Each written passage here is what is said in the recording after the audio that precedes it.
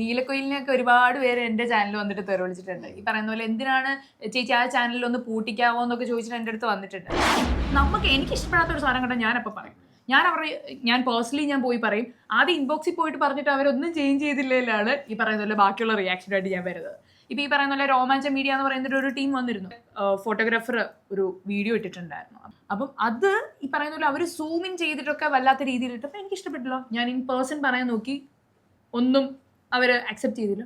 ശരി, ഞാൻ തന്നെ പിന്നെ ബാക്കിയുള്ള എന്നെ കൊണ്ട് എന്തൊക്കെ ചെയ്യാൻ പറ്റുമോ ആ ചാനൽ പൂട്ടിപ്പിക്കാനുള്ള പരിപാടി വരെ ചെയ്തിട്ട് ചാനൽ പൂട്ടി.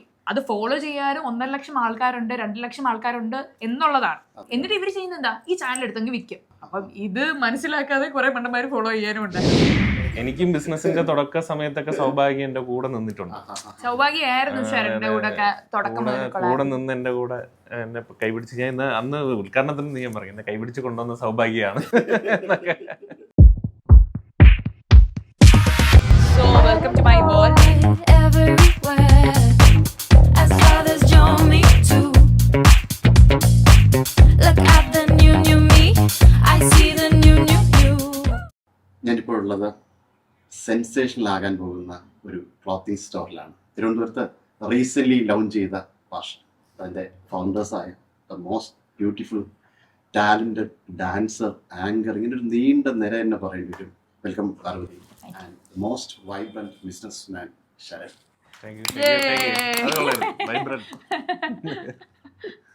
ഉദ്ഘാടനം കഴിഞ്ഞു, എങ്ങനെ പോകുന്നു? നല്ല റെസ്പോൺസാണ്. എല്ലാ ഭാഗത്തു നിന്നും നല്ല റെസ്പോൺസാണ്. ഓൺലൈനായിട്ടും ഓഫ്ലൈനായിട്ടും നല്ലൊരു റെസ്പോൺസാണ്. ആരാണ് ഈ ഒരു ഇതിൻ്റെ കൺസെപ്റ്റ് ഒരു ഐഡിയ ആദ്യമായിട്ട് ആരാ? നമ്മളിങ്ങനെ പറയത്തില്ലേ, ഒരു ചായ കുടിയിലാണ് ഞങ്ങളുടെ ഈ ഒരു സംസാരം വന്നത്. ശരിക്കും നമ്മുടെ ഇതൊരു പ്ലാനിങ്ങും എക്സിക്യൂഷനും എല്ലാം കൂടെ ഒരു 1.5 മാസം എടുത്തിട്ടുള്ളൂ. കൃത്യം 1.5 മാസം നമ്മൾ പ്ലാൻ ചെയ്യുന്നു, നമ്മൾ പെട്ടെന്ന് പർച്ചേസിന് പോകുന്നു, അതിനുശേഷം ഞങ്ങൾ ഇന്റീരിയറിന്റെ കാര്യം നോക്കുന്നു, ഇന്റീരിയറിൽ അതിന് പിന്നെ സ്ഥലം നോക്കുന്നു, ഇന്റീരിയർ കിട്ടുന്നു. പക്ഷേ ദൈവത്തിന്റെ ഒരു അനുഗ്രഹം പോലെ ഞങ്ങൾക്ക് എല്ലാം പെട്ടെന്ന് കാര്യങ്ങൾ നടന്നു പോകുന്നുണ്ടായിരുന്നു. തടസ്സങ്ങളില്ലാതെ എല്ലാം മുമ്പോട്ട് പോകുമായിരുന്നു. അതുകൊണ്ട് ഈ ജനുവരി തുടക്കത്തിൽ ന്യൂ ഇയറിനൊക്കെ ഞാനും പുള്ളിക്കാരിയൊക്കെ മുഖത്തോട് മുഖം നോക്കി നമ്മൾ 2025 നമ്മളെന്തായിരിക്കും, നമ്മൾ പക്ഷെ പൊളിക്കും. പിന്നെ പാർവതിയുടെ അടുത്ത് എനിക്ക് ഒരുപാട് പ്രൊഫഷണലി എനിക്ക് ഒത്തിരി അച്ചീവ് ചെയ്യണം. അപ്പം ഞാൻ പറയും എനിക്ക് ബിസിനസ് പരമായിട്ട് എനിക്ക് ഒരുപാട് മുമ്പോട്ട് പോകേണ്ടിയിരിക്കുന്നു എന്നൊക്കെ. നമ്മൾ ചുമ്മാ ഒരു കാഷ്വൽ കോൺവെർസേഷൻ ഒക്കെ വന്നിട്ടുണ്ട്. പക്ഷെ അപ്പോഴും നമ്മൾ ഇങ്ങനെ ഒരു കോൺവെർസേഷൻ അപ്പം വന്നിട്ടില്ല. എനിക്ക് തോന്നുന്നു ഒരു ജനുവരി ലാസ്റ്റ് ആ ഒരു ടൈമൊക്കെ ആയപ്പോഴത്തേക്കാണ് ഇങ്ങനെ ഒരു കോൺവെർസേഷൻ വന്നത്. അപ്പം പുള്ളിക്കാരി എൻ്റെ അടുത്ത് പറഞ്ഞു, അയ്യോ എനിക്കൊരു കോൺഫിഡൻസ് ഇല്ല, നീ നിൽക്കുകയാണെന്നുണ്ടെങ്കിൽ നമുക്ക് ഇതുമായിട്ട് മുമ്പോട്ട് പോവാം എന്നൊക്കെ പറയുന്നത്. പിന്നെ നമ്മൾ അങ്ങോട്ട് മുമ്പോട്ട് ഇറങ്ങി തിരിച്ചത്. എനിക്ക് ഓൺലൈൻ സ്റ്റോർ ഞാൻ നേരത്തെയും ചെയ്തിട്ടുണ്ട്, ക്ലോത്തിങ്ങിന്റെ തന്നെ ഞാൻ ചെയ്തിട്ടുണ്ട്. പക്ഷെ ഒരു ഓഫ്ലൈൻ തുടങ്ങാൻ അതിന്റെ പുറകെ ഒരുപാട് എഫേർട്ട് ഉണ്ട്. കാരണം ശരണൊക്കെ ഓൾറെഡി ഒരു ബിസിനസ് ചെയ്യുന്നതുകൊണ്ട് എനിക്ക് അറിയാവുന്നതാണ്. കാരണം അവരുടെ ഒരു എഫേർട്ട് ആണെങ്കിലും ശരി, അതിൽ കൊടുക്കുന്ന ഒരു ഡെഡിക്കേഷൻ ആണെങ്കിലും ശരി. അപ്പം എൻ്റെ ഒരു വിചാരം എന്ന് പറഞ്ഞാൽ എനിക്ക് ബാക്കിയുള്ള എൻ്റെ പ്രൊഫഷൻ കൊണ്ടുപോകണം, അതിൻ്റെ കൂട്ടത്തിൽ ഫാമിലി കൊണ്ടുപോകണം, ഈ ഒരു ബിസിനസ് കൊണ്ടുപോകണം. അത് കൊണ്ടുപോകുന്ന പറയുന്നത് ചില്ലറ കാര്യമില്ല, ഭയങ്കര അതൊരു ഇങ്ങനെ. അതെ. അപ്പം പക്ഷെ ശരൺ തന്നൊരു കോൺഫിഡൻസിലാണ് ഒരു ഓഫ്ലൈൻ സ്റ്റോർ സ്റ്റാർട്ട് ചെയ്യാം, ഒരു ഫിസിക്കൽ സ്റ്റോർ സ്റ്റാർട്ട് ചെയ്യാം എന്നൊരു കോൺസെപ്റ്റിലേക്ക് തന്നെ വന്നത്. എനിക്ക് ഉറപ്പുണ്ടായിരുന്നു പാറുവിന് ആപ്റ്റ് ആയിട്ടുള്ള ഒരു ബിസിനസ്സാണ് ഇതെന്ന്. കാരണം പാറു നല്ലൊരു സ്റ്റൈലിസ്റ്റ് ആണ്. സ്റ്റൈലിംഗ് ഒക്കെ ഭയങ്കര അടിപൊളിയാണ് പാറു. ഇപ്പം എല്ലാവരുടെ അടുത്തും ഇപ്പം നമ്മുടെ ഫ്രണ്ട്സിൻ്റെ ഇടയിലായിരുന്നു, നീ ഇങ്ങനെ ഇട്ട് വന്നാൽ അടിപൊളിയായിരിക്കും, ഇതിൻ്റെ കൂടെ നീ ഇത് മാച്ചിങ്ങിന് ഇത് എടുക്കുക, അല്ലെങ്കിൽ ഇപ്പോൾ ഉള്ള പുതിയ ട്രെൻഡുകൾ എപ്പോഴും ഫോളോ ചെയ്യുന്ന ഒരു വ്യക്തിയാണ് പാറു. അപ്പോൾ പാറുവിന് അത് ഏറ്റവും ഇത് ആപ്റ്റ് ആണ് എന്ന് എനിക്ക് മനസ്സിലായിട്ടുണ്ട്.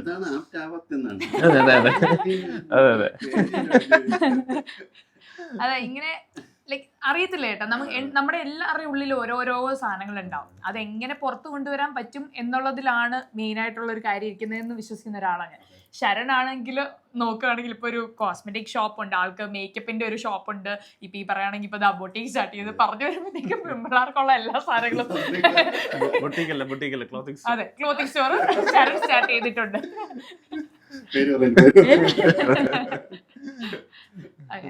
അതെ, എൻ്റെ അടുത്ത് പലരും ചോദിക്കും എന്താ ഈ പെൺപിള്ളേരുടെ ബിസിനസ്സിലോട്ട് ഇറങ്ങി. അപ്പൊ ഞാൻ പറഞ്ഞു, ചില ബിസിനസ്സുകൾ നമുക്ക് ഒരുപാട് കോടികൾ നേടുത്തുണ്ടെങ്കിൽ സന്തോഷം അത് വളരെ വലുതാണ്. പക്ഷെ അതൊരു ട്രോളിലുള്ള സംഭവമാണ്. അയാളുടെ ഉള്ളിൽ അറിയാതെ അതെ, ഒരു കലാഹൃദയമുണ്ട്. യെസ്, അങ്ങനെ ഇപ്പൊ നന്നായി പോകുന്നു. വരുന്നവരെല്ലാം നല്ല കളക്ഷൻസിനെ പറ്റി പറയുന്നുണ്ട്. നമ്മുടെ പാർഷയുടെ ഏറ്റവും വലിയ പ്രത്യേകത എന്ന് പറയുന്നത് എല്ലാം യുണീക് പീസസ് ആണ്. സിംഗിൾ പീസസേ ഉണ്ടാവത്തുള്ളൂ. ഈവൻ സൈസ് വേരിയേഷൻസ് പോലും ഉണ്ടാവത്തില്ല. അത് ചിലർക്ക് ഭയങ്കര സങ്കടം ഉണ്ടാക്കാറുണ്ട്. ചിലർക്ക് സാധനം ഭയങ്കര ഇഷ്ടപ്പെടും, പക്ഷെ സൈസ് വേറെ ഉണ്ടാവില്ല. കാരണം അതാണ് നമ്മുടെ സ്റ്റോർ. നമ്മളൊരു യുണീക് സ്റ്റോർ ആയിട്ടാണ് കൊണ്ടുവരുന്നത്. പിന്നെ പ്രൈസിന്റെ കാര്യം എല്ലാവരും പറയുന്നത് ഭയങ്കര അഫോർഡബിൾ ആണെന്നുള്ളത്. അത് കേൾക്കുമ്പോൾ ഭയങ്കര സന്തോഷം. എല്ലാവരും ഇവിടുന്ന് സന്തോഷത്തോടെ ഇറങ്ങി പോകുമ്പോൾ കിട്ടുന്ന ഒരു ഹാപ്പിനെസ് ഉണ്ട്. ഞങ്ങൾക്ക് അതിന്റെ ഒരു കിക്ക് ഉണ്ട്. അത് ഭയങ്കര അടിപൊളി. ഈ കാർ ലോകത്തിലാണ്. അതെ, ഞങ്ങളുടെ സ്വന്തം മാത്രമാണ്. പക്ഷേ ഈ ഡ്രസ്സ് ഇട്ട് പുറത്ത് പോകുമ്പോഴത്തേക്ക് ആൾക്കാർ ചോദിക്കുന്നത് ഇവിടെ നിന്നാ മേടിച്ചെന്ന് ചോദിക്കും. അത് ഗ്യാരണ്ടിയാണ് നമ്മുടെ. കുറെ പേര് ഇതിന്റെ ഫോട്ടോഷൂട്ട് ഒക്കെ ചെയ്തിട്ട് നമുക്ക് പിക്ചേഴ്സ് ഒക്കെ അയച്ചു. അപ്പൊ ഇനി വരുന്ന ദിവസങ്ങളിൽ ഇപ്പൊ 3 ദിവസത്തിലായുള്ളൂ. വരുന്ന ദിവസങ്ങളിൽ നമുക്ക് ഇങ്ങനെ ഫോട്ടോഷൂട്ടും കാര്യങ്ങളൊക്കെ ഉണ്ട്. ഡിസൈനിങ്ങും അതിന്റെ ഡ്രസ് ക്ലോത്തിങ് മെറ്റീരിയൽ ഒക്കെ സെലക്ട് ചെയ്യാനുള്ള പ്രോസസ് എങ്ങനെയാണ്? അതിന്റെ ഒരു സ്ട്രഗിൾ എങ്ങനെയാണ്? ഓക്കെ, ഈ പറയുന്ന പോലെ ഞാൻ ഇതിനു മുന്നേ എനിക്കൊരു സ്റ്റോർ ഉണ്ടായിരുന്നു, ഒരു ഓൺലൈൻ സ്റ്റോർ ഉണ്ടായിരുന്നു, പത്നി ബൈ പാർവതി എന്ന് പറഞ്ഞിട്ട്. അപ്പം അതെന്ന് പറയുന്നത് കസ്റ്റമൈസ്ഡ് ആയിട്ട് ചെയ്യുന്ന ഒരു ബ്രാൻഡായിരുന്നു. അപ്പം എന്താണെങ്കിലും അതിലേക്ക് പോകത്തില്ലെന്ന് ഞാൻ ഉറപ്പിച്ചതിന് കാരണം അതിൻ്റെ പിന്നിൽ ഈ പറയുന്ന പോലെ ഭയങ്കര ഒരു എഫേർട്ട് ഉണ്ട്. നമ്മൾ പ്രോപ്പറായിട്ട് അതിൻ്റെ സ്റ്റിച്ച് ചെയ്യണം, അതിന് വേണ്ടിയിട്ടുള്ള ഒരു മാസ്റ്ററെ വെക്കണം. അപ്പം പുള്ളി ലീവ് എടുത്താൽ നമുക്കത് നല്ല പണിയാണ്. അപ്പം ഇനി അങ്ങനെ ഒരു സാധനം ചെയ്യത്തില്ല. എന്താണെങ്കിലും കംപ്ലീറ്റ് ആയിട്ട് സ്റ്റിച്ച്ഡ് ആയിട്ടുള്ള ഒരു സാധനം മാത്രമേ നമ്മൾ വെക്കത്തുള്ളൂ എന്ന് ഉറപ്പിച്ചതാണ്. പിന്നെ ഡിഫറെൻറ്റ് പാറ്റേൺസ് സെലക്ട് ചെയ്യുക, ഡിഫറെൻറ്റ് ടൈപ്സ് ഓഫ് മെറ്റീരിയൽ. കാരണം നമ്മുടെ ഇവിടുത്തെ ക്ലൈമറ്റ് എന്ന് പറയുന്നത് ഒരുപാട് അങ്ങ് വിന്ററിലേക്ക് പോയില്ലെങ്കിൽ ഈ പറയുന്ന പോലെ ഒരുപാട് അതിൽ വേരി ചെയ്യാറുണ്ട്. അപ്പം അതിനുള്ള കുറേ മെറ്റീരിയൽസ്, ഇപ്പം കോട്ടൺ ആണെങ്കിലും ശരി, സാറ്റിൻ ആണെങ്കിലും ശരി, മിക്സ്ഡ് ക്ലോത്തിങ് ആണെങ്കിലും ശരി, ജോർജറ്റ് ആണെങ്കിലും ശരി, ഒരുപാട് സാധനങ്ങൾ നമ്മളിവിടെ ഇൻക്ലൂഡ് ചെയ്തിട്ടുണ്ട്.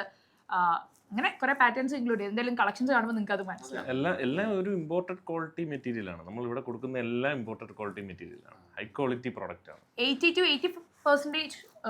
85% ഇമ്പോർട്ടഡ് ആണ്. അല്ലാതെ നമുക്ക് ഇമ്പോർട്ട് ആകുമ്പോൾ തന്നെ അവിടുത്തെ അതേ ഒരു പക്ക സ്റ്റൈലിലും ഡിസൈനിലും നമുക്ക് മാനുഫാക്ചർ ചെയ്ത് വരണമല്ലോ. അതിന് നമുക്ക് ഈ പറഞ്ഞ പോലത്തെ ഒരു ബുദ്ധിമുട്ട് ഇനിഷ്യലിംഗിൽ ഉണ്ടായിട്ടുണ്ടോ?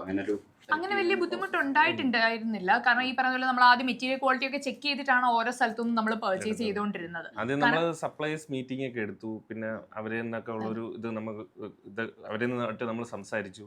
എന്നിട്ട് അവര് സാധനങ്ങൾ അയച്ചു, മെറ്റീരിയൽസ് ഒക്കെ അയച്ചു. പിന്നെ നമ്മൾ നേരിട്ട് പോയി കണ്ടു. അങ്ങനെ കുറച്ച് എഫേർട്ട് നമ്മൾ എടുത്തു. ഇതിന്റെ മാനുഫാക്ചറിംഗ് കൂടെ സ്റ്റാർട്ട് ചെയ്യാൻ ഞങ്ങൾക്ക് ആഗ്രഹമുണ്ട്. ഫ്യൂച്ചറിൽ എന്തായാലും ഞങ്ങൾ സ്റ്റാർട്ട് ചെയ്തിരിക്കും. അതുകൂടെ ആകുമ്പോഴത്തേക്ക് ഇതിന്റെ ഒരു ടോട്ടൽ പാക്കേജ് ആയിട്ട് മാറും.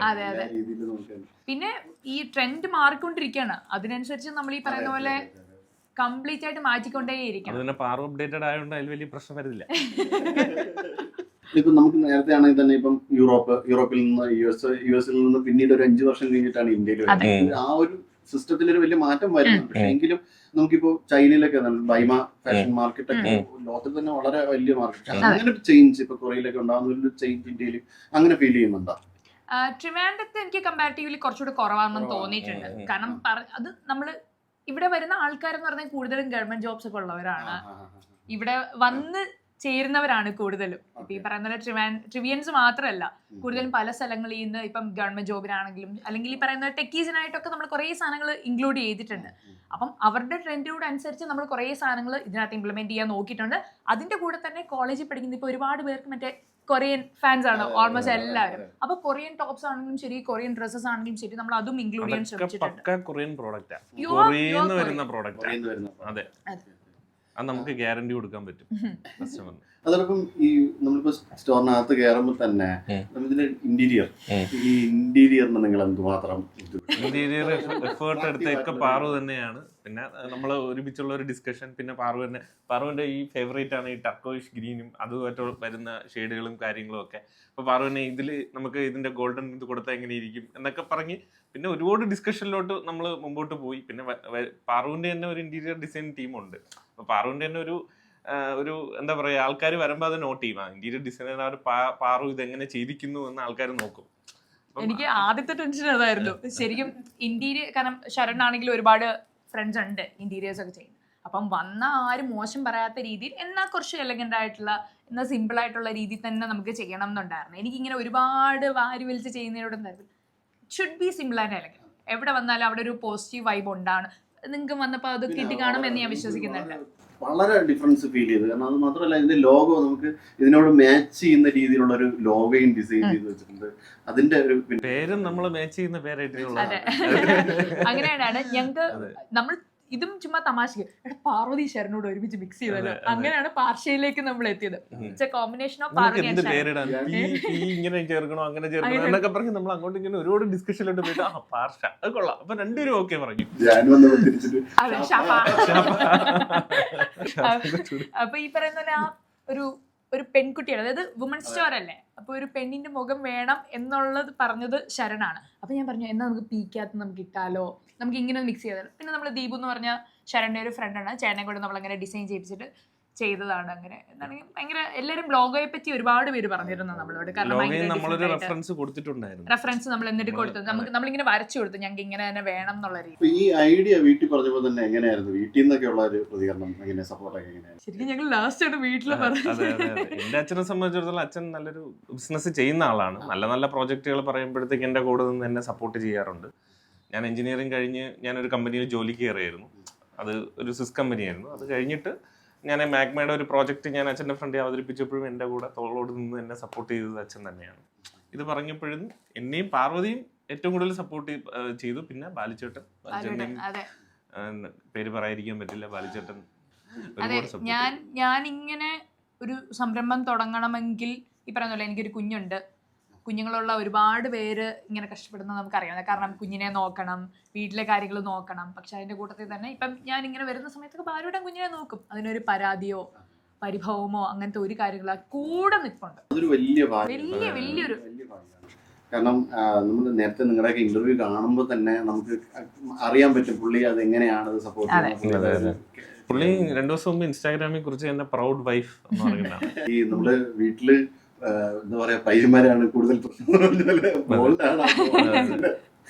അപ്പം പുള്ളിയുടെ സപ്പോർട്ട് എന്ന് പറയുന്നത് ചില്ലറയില്ല. അതുപോലെ തന്നെ കുഞ്ഞിന്റെ കാര്യമാണെങ്കിലും അവനും അങ്ങനെ വാശി പിടുത്തോ അങ്ങനെയൊന്നും ഇല്ല. എപ്പോഴും അമ്മ തന്നെ കൂടെ വേണം. അവനും അത് ഭയങ്കരമായിട്ട് അഡ്ജസ്റ്റ് ചെയ്യുന്നുണ്ട്. അതും വലിയൊരു കാര്യമാണ്. കാരണം ഇപ്പൊ കുഞ്ഞു ഭയങ്കരമായിട്ട് കരച്ചിലാണ്, അല്ലെങ്കിൽ അവന്റെ ആരോഗ്യം ഭയങ്കര ബുദ്ധിമുട്ടുള്ള സമയത്തൊക്കെ നമ്മുടെ പ്രസൻസ് എന്തായാലും ഉണ്ടാവണം. എല്ലാം ഭഗവാൻ അനുഗ്രഹം കൂടെ നന്നായി തന്നെ. അച്ഛൻ്റെ ഒരുപാട് സജഷൻസ് കിട്ടിയിട്ടുണ്ട്. നിങ്ങൾ ഇത്ര രൂപയുടെ സ്റ്റോക്ക് വെക്കണം, ഇത്ര വെച്ചാൽ പോരാ. അത് നമ്മൾ കുറച്ച് സ്റ്റോക്ക്, പകുതി സ്റ്റോക്കൊക്കെയാണ് നമ്മൾ ആലോചിച്ചത്.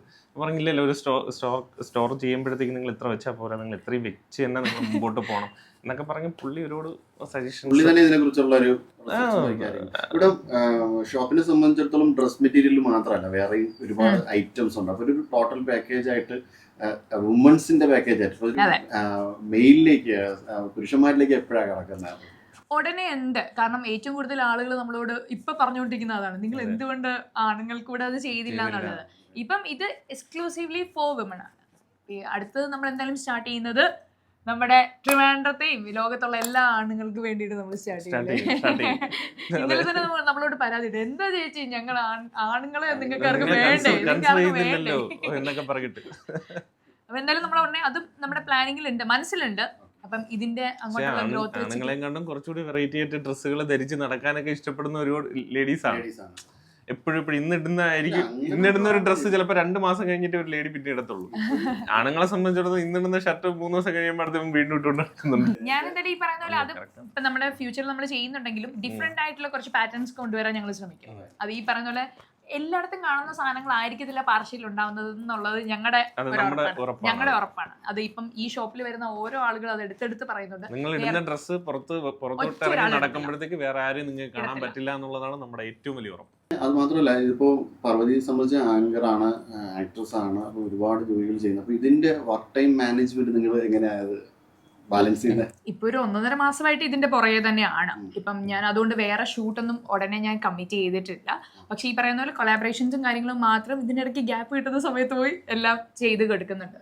അപ്പം വേറെ ഷൂട്ടൊന്നും, വേറെ പടമൊന്നും ഇതുവരെ ആയിട്ടില്ല. റിലീസ് ആകുമ്പോൾ 1-2 മാത്രമേ ഉള്ളൂ. അപ്പം വേറെ ഒന്നും കമ്മിറ്റ് ചെയ്തില്ല. സ്ക്രിപ്റ്റ് കേൾക്കുന്നുണ്ട്, സ്ക്രിപ്റ്റ് ഒക്കെ കേൾക്കുന്നതിന്റെ അതുകൂടെ മാത്രമാണ് ഇതിന്റെ കൂട്ടത്തിൽ ഇപ്പൊ നിലവിൽ ചെയ്യുന്നത്. അതെ. പിന്നെ ഞാൻ കുറച്ച് പിക്കിയാണ്. ഞാൻ അങ്ങനെ എല്ലാ സബ്ജക്ട്സും ഒന്നും പോയി ചെയ്യുന്ന ഒരാളൊന്നുമല്ല. ഇത് ചിലവർ മറ്റേ അഹങ്കാരമായിട്ടൊക്കെ പറയും, അവള് കയറിയതുള്ളൂ, അതിന് മുന്നേ പിക്കായിരുന്നു. വേറെ ഒന്നും കൊണ്ടല്ല, ചെയ്യുന്ന കഥാപാത്രം ഒരു ചെറിയൊരു സീനാണെങ്കിൽ പോലും അത് മര്യാദയ്ക്ക് എന്തെങ്കിലും പെർഫോമൻസ് ഉള്ള ഒരു സാധനം ചെയ്തിട്ട് വരണം എന്നൊരു ആഗ്രഹമുണ്ട്. അങ്ങനെ എല്ലാം ഒന്നും എനിക്ക് ഇങ്ങനെ ഒരുപാടൊന്നും ചെയ്യണ്ട, ചെയ്യുന്നത് 1-2 ആണെങ്കിൽ വൃത്തിയുള്ളത് ചെയ്യണമെന്നുണ്ട്. എഞ്ചിനീയറിംഗ് ആണ് പഠിച്ചത്. ഞാൻ എഞ്ചിനീയറിംഗ്, ഞാൻ Heera college of engineering technology, നമ്മളായിരുന്നു ആ കോളേജിന്റെ ഫസ്റ്റ് ബാച്ച്. കോളേജ് തുടങ്ങിയപ്പോഴത്തേക്ക് നമ്മൾ കയറി വെച്ചായിരുന്നു. പക്ഷേ ഏറ്റവും അലമ്പ് ബാച്ചായിരുന്നു. നമുക്ക് മേലെ സീനിയേഴ്സ് ഒന്നും ഇല്ലായിരുന്നു, നമ്മളായിരുന്നു സീനിയേഴ്സ്. ലാസ്റ്റ് ഇയർ വരെ നമ്മളായിരുന്നു സീനിയേഴ്സ്. മെക്കാനിക്കൽ എഞ്ചിനീയറിംഗ് ആയിരുന്നു ഞാൻ പഠിച്ചത്. മെക്കായിരുന്നു. അതെ, റോയൽ മെക്ക്. മെക്കിൽ സ്ത്രീകളാരും ഉണ്ടാവില്ല. ഇല്ല, നമ്മളെ ബാച്ചിലില്ലായിരുന്നു. പക്ഷെ നമ്മളെ ജൂനിയർ ബാച്ചിലൊക്കെ ഓരോ പെമ്പിള്ളേരെ വെച്ചൊക്കെ ഉണ്ടായിരുന്നു, മെക്രാണിമാരൊക്കെ അതെ ഉണ്ടായിരുന്നു. അതെ, എനിക്ക് എടുക്കണമെന്ന് ഭയങ്കര ആഗ്രഹമായിരുന്നു. എന്റെ ചേട്ടൻ വിട്ടില്ല. നീ അങ്ങനെ പോയി മെക്കിൽ ലേഡീസ് അധികം ഇല്ലെങ്കിലും തുടങ്ങിയ മൊത്തം ലേഡീസിന്റെ ഐറ്റംസും അതെ അതെ. അങ്ങനെ സ്ത്രീകളിലും മനസ്സറിയുന്ന ഒരാളാണ് ശരൺ. ഇപ്പൊ എന്റെ ഈ ഫ്രണ്ട്സ് കൂടെ പഠിച്ച അവരൊക്കെ എന്നോട് കളിയാക്കി പറയാറുണ്ട്, ഞാൻ പോലും വിചാരിക്കാതെ വന്നുപെട്ട ഈ ബിസിനസ്സുകളാണ് ഇതൊക്കെ. സത്യം പറയാ, ഇതൊന്നും ഞാൻ പർപ്പസ്ഫുള്ളി ചെയ്ത കാര്യങ്ങളല്ല. പക്ഷെ അപ്പാർട്ട് ഫ്രം ജോക്സ്, പുള്ളി കിടിലം ബിസിനസ് മാനാണ്. പുള്ളിക്ക് എങ്ങനെ, ഞാൻ ഈ പറയുന്ന പോലെ എനിക്കിപ്പം കുറച്ച് ഡ്രസ്സ് ചൂസ് ചെയ്യുകയാണെങ്കിലും ശരി, അല്ലെങ്കിൽ ഒരാളോട് അവർക്ക് എന്താണ് ചെയ്യുന്നതെന്ന് എനിക്ക് പറഞ്ഞു കൊടുക്കാനൊക്കെ പറ്റും. പക്ഷെ ബിസിനസ് പരമായിട്ട് ഞാൻ കംപ്ലീറ്റ് ഇവിടെ തന്നെ ഏൽപ്പിച്ചേക്കുകയാണ്. കാരണം ഞാൻ ശരിക്കും ബിഗിനറാണ്. മറ്റേ LKG ക്ലാസ്സിൽ ഇങ്ങനെ തപ്പിത്തടഞ്ഞ് നടക്കുന്നതേ ഉള്ളൂ. അത് ഇന്നലെ പാറുവിന്റെ ബ്രദർ വിളിച്ചപ്പോ പറഞ്ഞു, പുള്ളിക്കാരി ബിഗിനറാണ്, ശരൺ വേണം എല്ലാം പറഞ്ഞു. ഞാനും എന്റെ അച്ഛനിൽ നിന്നാണ് പഠിച്ച കാര്യങ്ങൾ തന്നെയാണ് ഞാനും ഇംപ്ലിമെന്റ് ചെയ്തുകൊണ്ടിരിക്കുന്നത്. പുള്ളി പണ്ട് മുതലേ ബിസിനസ് ചെയ്യുന്ന ആളാണ്. പാർട്ട്നേഴ്സിന് ഒരു കോഫൗണ്ടറിനെ തിരഞ്ഞെടുക്കുമ്പോൾ രണ്ട് രീതിയിലും ബാലൻസ് ആണ്. ആ ഒരു ബാലൻസ് നിങ്ങളിൽ എന്തായാലും നല്ല രീതിയിൽ തന്നെയാണ്. ഒരു ഏരിയ വളരെ കംഫർട്ടബിൾ ആണ്. കാരണം ഇതിന്റെ ഡിസൈനിങ് ചെയ്യുന്നത് അത്ര നിസ്സാരമായ പണിയല്ല. ഒരുമിച്ച് മാനേജ് ചെയ്യുന്നത് നമുക്കറിയാം, പരസ്പരം എന്താണ് നമ്മുടെ കാര്യങ്ങൾ എന്നുള്ളത് നമുക്കറിയാം. കാരണം നമ്മളൊരു 3-4 വർഷം കൊണ്ടുള്ള ഒരു ഫ്രണ്ട്ഷിപ്പാണ്. പുള്ളിക്കാരി ഏതിലൊക്കെയാണ് ടാലന്റഡ്, ഞാൻ എന്തൊക്കെയാണ് എന്ന് പുള്ളിക്കാരിക്ക് നല്ല രീതിക്ക് അറിയാം. എങ്ങനെ നിങ്ങൾ പരിചയപ്പെട്ടോ? ആദ്യം ശരണ്ന്റെ ഷോപ്പിൽ പോയി പരിചയപ്പെട്ടത്. അല്ല, അരവിന്ദ് വഴി പരിചയപ്പെട്ടു. നമ്മുടെ ഒരു കോമൺ ഫ്രണ്ട് ഉണ്ടായിരുന്നു, അരവിന്ദ് എന്ന് പറഞ്ഞിട്ട്. അപ്പം പുള്ളിക്കും ഇവിടെ ഒരു ബിസിനസ് ഉണ്ട്, ബെൽജിയം വോഫിലിന്റെ ഒരു ഫ്രാഞ്ചൈസി പുള്ളിക്കുണ്ട്. എന്റെ കൂടെ കോളേജിൽ പഠിച്ചത്. അപ്പൊ എന്റെ ഒരു 10-12 വർഷം കൊണ്ടുള്ള, ഒരു 15 വർഷം കൊണ്ടുള്ള ഫ്രണ്ട്സ് ആണ്. അപ്പൊ അതുപോലെ പാർവതിയുടെയും ഫ്രണ്ടാണ് അരവിന്ദ്. എനിക്ക് അരവിന്ദിന്റെ പരിചയം എന്ന് പറഞ്ഞാൽ ഈ പറയുന്ന എന്റെ നാട്ടിലൊരു ഡാൻസ് പ്രോഗ്രാമിന് അവർ വന്നിട്ടുണ്ടായിരുന്നു, അങ്ങനെ പരിചയപ്പെട്ടതാണ്. പക്ഷെ അതിനുശേഷം ഒരു പെട്ടെന്നായിരുന്നു അൺഎക്സ്പെക്ടഡ് ആയിട്ട് പുള്ളി ഇവിടെ കണ്ടത്. അപ്പൊ അങ്ങനെ ഞങ്ങൾ വീണ്ടും കമ്പനിയായി ശരണുമായിട്ട് പരിചയപ്പെട്ടു. നമ്മുടെ ഒരു ഫ്രണ്ട്സ് ഗ്യാങ് ഉണ്ട്, നമ്മളെപ്പോഴും കൂടാറുണ്ട്. ഈ അരവിന്ദ്, അങ്ങനെ കുറെ, പിന്നെ സൗഭാഗ്യ, അർജുൻ ചേട്ടൻ, നമ്മള് രേഷ്മ, ഹരി, അങ്ങനെ കുറച്ച് ഫ്രണ്ട്സ് നന്നായിട്ടുണ്ട്. ഒരാഴ്ചയായുള്ള അവിടെ പോയിട്ട് ലക്ഷത്തിൽ 1-2 ഒക്കെ കാണും. രണ്ടുപേരെയും കൂടെ ഒരു വീട്ടിനകത്ത് നമ്മളൊക്കെ കൂടി കഴിഞ്ഞാൽ പിന്നെ അവിടെ ഫുൾ തമാശ. നമ്മളെല്ലാം ഒരു 3 മാസത്തിലൊരിക്കൽ നമ്മള് കൂടാറുണ്ട്. പിന്നെ അങ്ങനെ പരാതി പറച്ചിലുള്ള ആളുകളൊന്നും അല്ല. ഈ പറയുന്ന പോലെ എന്നും വിളിക്കണം എന്നോ അങ്ങനെ ഒരു ഗ്യാങ് ആണ്. ശരിക്കും ജഡ്ജ് ചെയ്യാത്ത ഒരു കുറച്ച് ആൾക്കാർ കൂടുമ്പോഴാണ് ശരിക്കും നമുക്ക് നമ്മുടെ ഇടയിലുള്ള ഒരു ഫ്രണ്ട്ഷിപ്പിനാണെങ്കിലും ശരി, ആ ഒരു ബോണ്ടിങ്ങിനെല്ലാം ഒരു ബ്യൂട്ടിഫുൾ എസൻസ് ഉണ്ടാകും. എന്ത് കാര്യത്തിന് നമ്മൾ ഓടിച്ചില്ലും, നമ്മൾ എന്ത് കാര്യത്തിനും ഇങ്ങോട്ട് ഓടിവെന്നെല്ലാം ചോദിക്കും.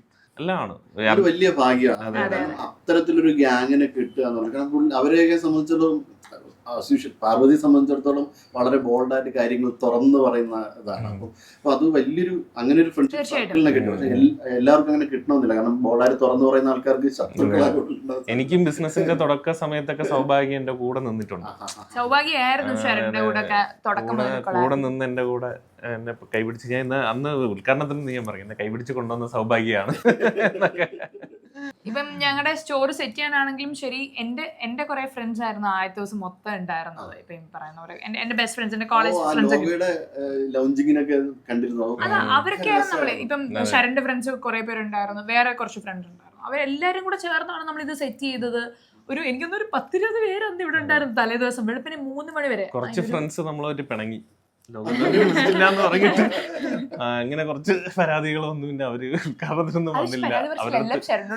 എന്നോട് ആരും പരാതി ഒന്നും പറയാൻ പറ്റില്ല. ശരൺ പൊതുവെ എല്ലാവരും ഒരു പേഴ്സണൽ ഫേവറേറ്റ് ആണ്. അപ്പൊ ഈ പറയുന്ന പോലെ അവൻ മറ്റേ ലിമിറ്റ്ലെസ് ആയിട്ട് മറ്റേ ഒരു മിനി BBC ആള്. സംസാരിച്ചു തുടങ്ങിയ മറ്റേ എല്ലാവരോടും ഇങ്ങനെ പറഞ്ഞു അത് അവന് അത് പറഞ്ഞില്ലൊരു സമാധാനം ഉണ്ടാവത്തില്ല. ഞാനിങ്ങനെ ചില സമയം ഉദ്ദേശിക്കും, ചില സാധനങ്ങൾ ഇങ്ങനെ നമ്മൾ സാവധാനം പറഞ്ഞാ മതി, മനസ്സിൽ നിക്കത്തില്ല. കാരണം അത്രയും ചില സമയത്ത് എന്നെ ഗൈഡ് ചെയ്യാറുണ്ട് പാർവതി. അതെ, ഞങ്ങൾ അതൊരു ഗൈഡ് ബുക്ക് ഇങ്ങനെ വാങ്ങിച്ചു വെച്ചു. ചില സമയത്ത് എന്റെ ടീച്ചർ ആവാറുണ്ട്. പാർവതി സിവിൽ എഞ്ചിനീയറിംഗ് പഠിച്ചത്. അപ്പോൾ എവിടെയായിരുന്നു? ശ്രീബുദ്ധ, പത്തനംതിട്ട. പത്തനംതിട്ടയായിരുന്നു. എന്റെ വീട് കോന്നിയിലാണ്. കോന്നിക്കാരിയാണ്, പ്രൗഡ് കോന്നിക്കാരി. അവിടുന്നാണ് തിരുവനന്തപുരം കല്യാണം കഴിച്ചത് തിരുവനന്തപുരം. ഓക്കെ. അപ്പോഴന്നേ ഇത് തന്നെയായിരുന്നോ ഭയങ്കര ബോൾഡും വൈബ്രന്റും ചാടിത്തുള്ളി? എന്റെ പണ്ടത്തെ സ്വഭാവം എന്ന് പറഞ്ഞാൽ മറ്റേ വെഗിള് പിടിച്ച സ്വഭാവമായിരുന്നു. എല്ലാരും പറയായിരുന്നു കേട്ടോ, ഇതിനൊരു 10 മിനിറ്റ് ഒന്ന് അടങ്ങിയിരുന്നൂടെ. എന്റെ അമ്മയ്ക്കൊക്കെ ഭയങ്കര ടെൻഷനായിരുന്നു, ഇതൊക്കെ വളരുമ്പോ എന്തുമായിരിക്കും, ആരെങ്കിലും വന്ന് കെട്ടുവെന്നൊക്കെ. അതുണ്ടാവും കേട്ടോ, സൈഡിൽ കൂടെ അറിയത്തില്ല. പക്ഷെ കുറച്ചുകൂടെ എനിക്ക് തോന്നുന്നു ഇങ്ങനെ ചില ഡിസിഷൻസ് ഒക്കെ ഇങ്ങനെ ഭയങ്കര ഫാസ്റ്റ് ആയിട്ടൊക്കെ എടുക്കും. അതിന്റെ ഒരു വരും വൈകിയൊന്നും ആലോചിക്കത്തൊന്നുമില്ല. അപ്പം മനസ്സിൽ വരുന്നത് എന്താന്ന് വെച്ചാൽ അത് ചെയ്യുകയായിരുന്നു. അപ്പം കുറച്ചുകൂടെ ചില കാര്യങ്ങൾ ഫാമിലി ഒക്കെ ആയപ്പോഴത്തേക്കും കാര്യങ്ങൾ ആലോചിച്ച് കുറച്ച് ചെയ്യുന്നുണ്ടെന്ന് ഞാൻ വിശ്വസിക്കുന്നു. മെച്യൂർഡ്. അതെ, ഇപ്പൊ തള്ളവൈബായി. കുറച്ച് 30ന്റെ നിറവിൽ എനിക്ക് കുറച്ച് തള്ളവൈബായിട്ടുണ്ട്. ഉള്ളിൽ, അതെ, ഉള്ളിൽ മാത്രം. ഇത് തന്നെ ഞങ്ങളിപ്പം അതുകൊണ്ട് കേട്ടോ, ഇപ്പൊ നമ്മൾ അങ്ങോട്ടും ഇങ്ങോട്ടും ഇഷ്ടം പോലെ കളിയാക്കും. അതും എടുക്കുന്ന രീതിയൊക്കെ ഉണ്ടല്ലോ, അത് നമ്മൾ ആ തമാശയായിട്ട് തന്നെ എടുത്തു പോകുന്ന ഒരു ഭയങ്കര രസമുള്ള ഒരു സംഭവമാണ്. ചിലവർക്ക് അതൊക്കെ ഭയങ്കരമായിട്ട് ഹേർട്ട് ആവുന്നൊക്കെ ഉണ്ട്.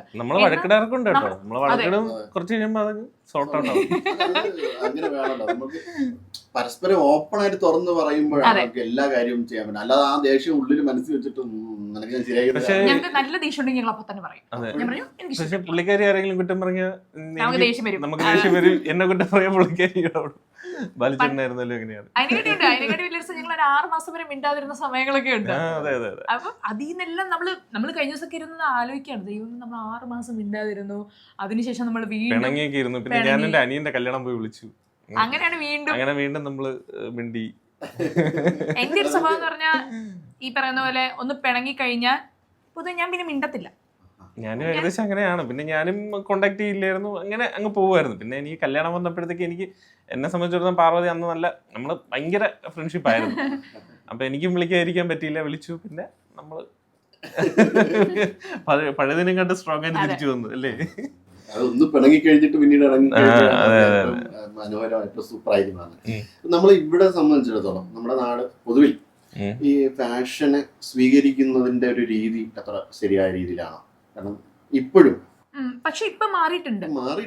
ഇപ്പോഴും നമ്മുടെ ഓൺലൈൻ ആംഗളമാര്, അതേപോലെ ഈ റീച്ച് കൂട്ടാൻ വേണ്ടിട്ട് ചില ചാനൽ പേര് പറയുന്നത് കുഴപ്പമില്ല, പച്ചക്കുതിര, മഞ്ഞക്കുതിര, ചെകുവിൽ എന്നൊക്കെ പറഞ്ഞിട്ടുള്ളത് കുറെ അധികം അവര് എവിടെ നമുക്ക് ക്യാമറ വയ്ക്കാം. പ്രാവർത്തിക തന്നെ പേഴ്സണലി അനുഭവം ഉണ്ട് മീഡിയയിൽ നിന്നൊക്കെ. അപ്പൊ ഇതിനെ നമ്മൾ എങ്ങനെ കാണും ഈ ഇത്തരം ടീമിനെ? ഓക്കെ, ഇതിപ്പം ഇൻ പേഴ്സൺ പറയുകയാണെങ്കിൽ ഇപ്പം ഞാൻ എടുത്തു പറയാണ്, നീലക്കൊയിലിനെയൊക്കെ ഒരുപാട് പേര് എൻ്റെ ചാനലിൽ വന്നിട്ട് തെറി വിളിച്ചിട്ടുണ്ട്. ഈ പറയുന്ന പോലെ എന്തിനാണ് ചേച്ചി ആ ചാനലിൽ ഒന്ന് പൂട്ടിക്കാവോ എന്നൊക്കെ ചോദിച്ചിട്ട് എൻ്റെ അടുത്ത് വന്നിട്ടുണ്ട്. പക്ഷെ ഇൻ പേഴ്സൺ പറയുകയാണെങ്കിൽ എനിക്ക് ഇതുവരെ അവരൊരു ദ്രോഹം ചെയ്തില്ല കേട്ടോ. ഞാൻ അത് പറയണമല്ലോ, ഞാൻ എൻ്റെ ഒരു ഭാഗത്തു നിന്നുള്ള കാര്യങ്ങളായിരിക്കും പറഞ്ഞത്. ഓരോരുത്തരുടെ പെർസ്പെക്റ്റീവ് എങ്ങനെ ആയിരിക്കും എന്ന് അറിയത്തില്ല. പക്ഷെ ഇങ്ങനെ വരുന്ന സാധനങ്ങൾ അവർക്ക് ബുദ്ധിമുട്ടുണ്ടെങ്കിൽ അവരാണ് റിയാക്ട് ചെയ്യേണ്ടത്. ഇത് നമ്മൾ ബാക്കിയുള്ള നാട്ടുകാരല്ല റിയാക്ട് ചെയ്യേണ്ടത്. എനിക്ക് ഇഷ്ടപ്പെടാത്ത ഒരു സാധനം കണ്ടാൽ ഞാനപ്പോൾ പറയും. ഞാൻ പേഴ്സണലി ഞാൻ പോയി പറയും. ആദ്യം ഇൻബോക്സിൽ പോയിട്ട് പറഞ്ഞിട്ട് അവരൊന്നും ചേഞ്ച് ചെയ്തില്ലാണ് ഈ പറയുന്ന പോലെ ബാക്കിയുള്ള റിയാക്ഷനായിട്ട് ഞാൻ വരുന്നത്. ഇപ്പോൾ ഈ പറയുന്ന പോലെ രോമാഞ്ച മീഡിയ എന്ന് പറയുന്ന ഒരു ടീം വന്നിരുന്നു. ഞാൻ ഇടാത്തൊരു സാധനത്തിനെ, അതായത് എൻ്റെ ഫോട്ടോഗ്രാഫർ ഒരു വീഡിയോ ഇട്ടിട്ടുണ്ടായിരുന്നു. അപ്പോൾ ഇടയ്ക്ക് അതൊരു കോൺട്രവേഴ്സി ആയിരുന്നു. മേ ബി ചേട്ടനൊക്കെ അറിഞ്ഞിട്ടുണ്ടാവുമെന്ന് വിശ്വസിക്കുന്നു. അപ്പം അത് ഈ പറയുന്ന പോലെ അവർ സൂം ഇൻ ചെയ്തിട്ടൊക്കെ വല്ലാത്ത രീതിയിൽ ഇട്ടപ്പോൾ എനിക്ക് ഇഷ്ടപ്പെട്ടില്ല. ഞാൻ ഇൻ പേഴ്സൺ പറയാൻ നോക്കി, ഒന്നും അവർ അക്സെപ്റ്റ് ചെയ്തില്ല. ശരി, ഞാൻ തന്നെ പിന്നെ ബാക്കിയുള്ള എന്നെ കൊണ്ട് എന്തൊക്കെ ചെയ്യാൻ പറ്റുമോ ആ ചാനൽ പൂട്ടിപ്പിക്കാനുള്ള പരിപാടി വരെ ചെയ്തിട്ട് ചാനൽ പൂട്ടി. പിന്നെ അവരിങ്ങനെ പതുക്കെ വീണ്ടും സാധനങ്ങളൊക്കെ ഓരോ സ്റ്റാർട്ട് ചെയ്യുന്നുണ്ട്. പിന്നെ ഞാൻ ബീച്ചയ്ക്കൊക്കെ ഓരോ മെയിൽ അയച്ച്, ഓരോ ഇൻസ്റ്റയ്ക്കൊക്കെ മെയിൽ അയച്ച് കുറച്ചധികം കഷ്ടപ്പെട്ടു. പക്ഷേ ഇപ്പം എവിടെയൊക്കെ നമ്മുടെ ഒരു ഇമേജോ എന്തെങ്കിലും ഒരു വീഡിയോ നമുക്ക് ഇഷ്ടപ്പെടാത്ത രീതി വരുന്നതെല്ലാം ഇവർ തന്നെ ഇൻസ്റ്റ തന്നെ റിമൂവ് ചെയ്യുന്നുണ്ട്. ഇപ്പം അങ്ങനെ ഒരു ഓപ്ഷൻ വന്നിട്ടുണ്ട്. ഇപ്പം അത് നമ്മൾ ഒന്ന് മുൻകൈ എടുത്ത് ചെയ്താൽ മാത്രമേ നടക്കത്തുള്ളൂ. നമ്മുടെ കാണാൻ ഇഷ്ടമില്ലാത്തൊരു സാധനം ഒരിടത്ത് കണ്ടാൽ നമ്മൾ റിയാക്ട് ചെയ്യണം. പക്ഷെ നമ്മുടെ ഒരു ഫാഷൻ, നമ്മുടെ ഒരു കൾച്ചർ മുന്നോട്ട് പോകുമ്പോഴത്തേക്കും, ഇങ്ങനൊരു ഫാഷൻ കൾച്ചർ മുന്നോട്ട് പോകുമ്പോഴത്തേക്കും അവിടെ ഇത്തരത്തിലുള്ള ഒരു ബ്ലോക്ക്, കാരണം അവർ ചെയ്യുന്നത് എന്തെങ്കിലും മോശമാണെന്ന സെൻസിലല്ല, പക്ഷെ അവർ ചെയ്യുന്ന സാധനത്തിനെ ഏറ്റുപിടിച്ചുകൊണ്ട് വരുന്ന കുറെ ആൾക്കാരുണ്ട്. അപ്പം അവരുടെ അറിയാലോ, പൊതുവിൽ വിദ്യാഭ്യാസത്തിന്റെ കുറവുകൊണ്ട് അവർ ഇത് ഏറ്റുപിടിക്കും. അതിനെയാണ് ചോദിക്കുന്നത്. അപ്പൊ അത് ഇത്രത്തോളം ദ്രോഹമാണ് ചെയ്യുന്നത്. ചേട്ടാ ഇത് പിന്നെ ഓരോരുത്തരുടെയും പെർസ്പെക്റ്റീവ് ആണ്. ഇത് ഈ പറയുന്ന പോലെ കുറച്ച് കഴിയുമ്പോഴത്തേക്ക് പെർസ്പെക്റ്റീവ് കംപ്ലീറ്റ് ആയിട്ട് മാറും. മേ ബി എന്റെ ഒരു ജനറേഷനോ അല്ലെങ്കിൽ അടുത്തൊരു ജനറേഷനോട് എനിക്ക് തോന്നുന്നു നമ്മുടെ ഒരു ജനറേഷനോട് ഈ വിവരമില്ലാത്ത ചിലര് ചെയ്യുന്ന കാര്യങ്ങളാണ്. നമ്മളങ്ങ് എന്താ പറയാ, നമ്മളത് പ്രതികരിക്കുക. ഓരോരുത്തരും ഇപ്പൊ പാർവതി പ്രതികരിച്ച പോലെ ഓരോരുത്തരും പ്രതികരിക്കുക. അതിൽ കുറെ ചേഞ്ചസ് കൊണ്ടുവരാൻ പറ്റും. കാരണം ഞാൻ ഒരാൾ വിചാരിച്ചിട്ട് ഈ സാധനമൊക്കെ ചേഞ്ച് ചെയ്യാൻ പറ്റിയെങ്കിൽ ഇപ്പം എന്റെ ഫോട്ടോ ഒക്കെ ഇടാൻ കുറച്ച് പേര് പേടിച്ചിട്ടൊക്കെ എനിക്ക് പേഴ്സണലി ചേച്ചി ഈ ഫോട്ടോ ഇട്ടോട്ടെ, ഞാൻ പറഞ്ഞു എന്റെ പ്രൊഫൈലിൽ കിടക്കുന്ന ഇടുന്നതിന് എനിക്ക് ഒരു ബുദ്ധിമുട്ടുമില്ല. കാരണം ഞാൻ എൻ്റെ ഒരു ഇഷ്ടത്തോടെ ഇടുന്ന സാധനമാണ്. പക്ഷെ എന്നാലും ഇപ്പൊ എല്ലാവരും പെർമിഷൻ എടുത്തിട്ട് മാത്രമേ എൻ്റെ ഇടാറുള്ളൂ. അത് ഞാൻ മുൻകൈ എടുത്ത് ചെയ്തുകൊണ്ടാണ്. എല്ലാവരും ഇതുപോലെ എടുത്താൽ തീരാവുന്ന പ്രശ്നങ്ങളേ ഉള്ളൂ കുറെയൊക്കെ.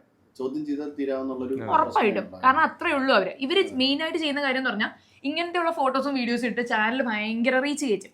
അത് ഫോളോ ചെയ്യാനും 1.5 ലക്ഷം ആൾക്കാരുണ്ട്, 2 ലക്ഷം ആൾക്കാരുണ്ട് എന്നുള്ളതാണ്.